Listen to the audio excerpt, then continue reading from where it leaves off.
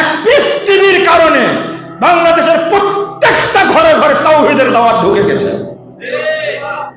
বেটা মাজার পূজা করলেও বউ কিন্তু আহলে হাদিস হয়ে গেছে। শুধু আমার সাথে ঘুরে দেখবেন, একদিন ঘুরে দেখেন ঢাকা শহরে চিনে না, রিকশাওয়ালাও চিনে। বুঝতে পারলেন? গাড়িতে জ্যামে আটকে গেছে, লোক যাচ্ছে, তাকালেই চিনতে পারে। মানুষ আমাদের গালি দেয়, তো বহু মানুষ আছে তারা হেদায়েতও পায়, আলহামদুলিল্লাহ। আল্লাহ তাদেরকে হেদায়েত দান করেন। পিস টিভি বন্ধ করেছে এই মৌলবীরা, এই মাজার পূজাররা বন্ধ করেছে। আমরা আগামী দিনে তুহিন ভাইকে নেতা হিসাবে দেখতে চাই। আল্লাহ যেন কবুল করে, বলেন। আমরা পিস টিভি আবার যেন দুবাই থেকে সরাসরি টেলিকাস্ট হয়, এই ব্যবস্থা সরকারের করতে হবে। ইনশাআল্লাহ হবে, ইনশাআল্লাহ হবে।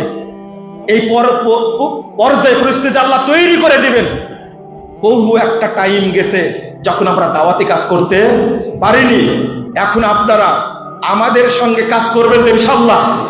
সারা দেশে করতে বলছি না, শুধু ঢাকা উত্তরে করবেন কিনা সেটা বলেন। করবেন তো ইনশাআল্লাহ? মুহাম্মদ টেলিভিশন, সত্যের জয় সব সময়।